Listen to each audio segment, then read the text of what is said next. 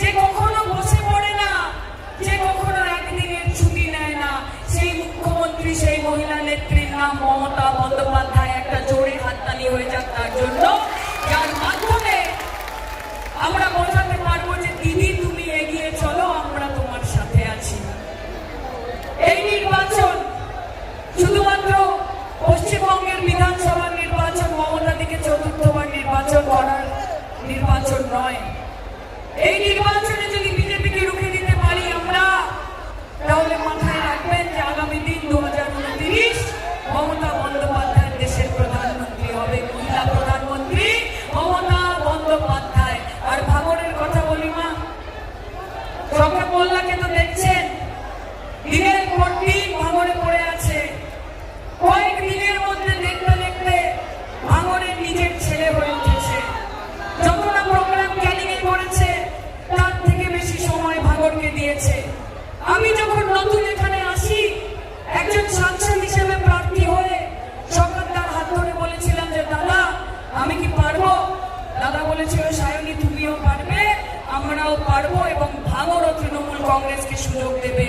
কিন্তু তারপর আসল চ্যালেঞ্জ কি ভাঙড়কে উন্নত করতে হবে, কি ভাঙড়ে রাস্তা, ভাঙড়ে আলো, ভাঙড়ে জল, ভাঙড়ে শান্তি, ভাঙড়ে সম্প্রীতি, ভাঙড়ে যেন সবসময় সবাই একসাথে থাকে, উন্নয়নকে সাথে নিয়ে চলে, এবং বাড়ি বাড়ি অব্দি তৃণমূল কংগ্রেস এবং মমতা বন্দ্যোপাধ্যায়ের কাজ পৌঁছে যায়।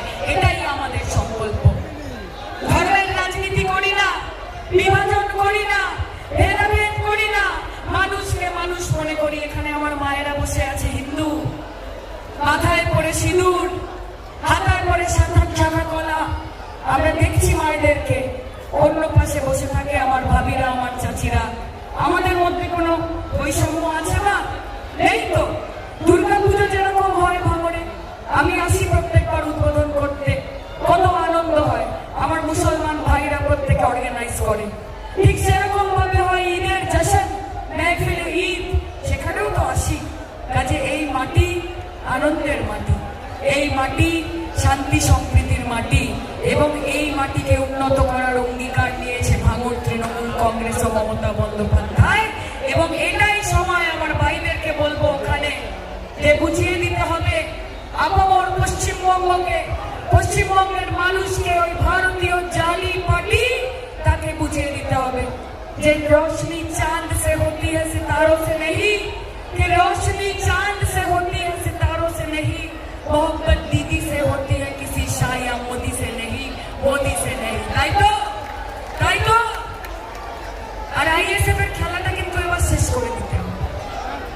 আইএসএফ বিগত 5 বছরে শুধু ভাষণ দিয়েছে,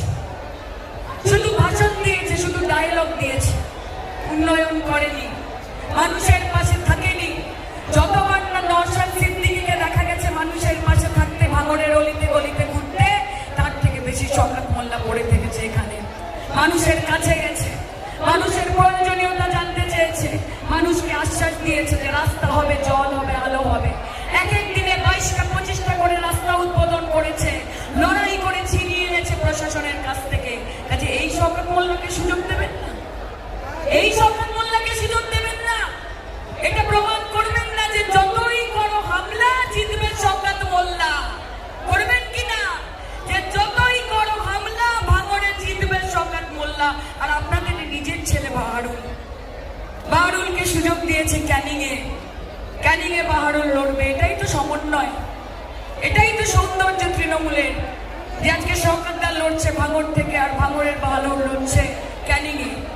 এর মাধ্যমে একটাই বার্তা তারা পৌঁছতে চেয়েছে যে এখানে কোনো বিভাজন নেই, কোনো বিভেদ নেই। এরা প্রত্যেকে বাংলার ছেলে, প্রত্যেকে সাউথ 24 পরগনার ছেলে, এবং তারা জানে যে কিভাবে সাউথ 24 পরগনা, ভাঙড়কে এবং ক্যানিংকে আগলে রাখতে হবে। আমি মায়েদের একটাই কথা বলি যে এই বিজেপি এখন অনেক বড় বড় কথা বলছে আমরা যদি ক্ষমতায় আসি তাহলে 3000 টাকা করে অন্নপূর্ণা ভান্ডার দেব। বলছে কি না মা? এইগুলো কি জানো তো? এইগুলো হচ্ছে ভাওতা, এইগুলো হচ্ছে জুমলা, এইগুলো হচ্ছে ফেরেববাজি, এইগুলো হচ্ছে মিথ্যে কথা। কারণ বিজেপি যেই রাজ্যে রয়েছে, সেটা বিহার হোক, সেটা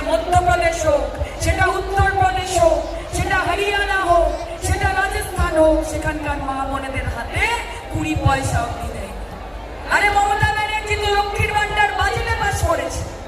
মমতা বন্দ্যোপাধ্যায় তো 2021-এ বলেছিল যে আমি যদি ক্ষমতায় আসি মা বোনেদের লক্ষ্মীর ভান্ডার দেব।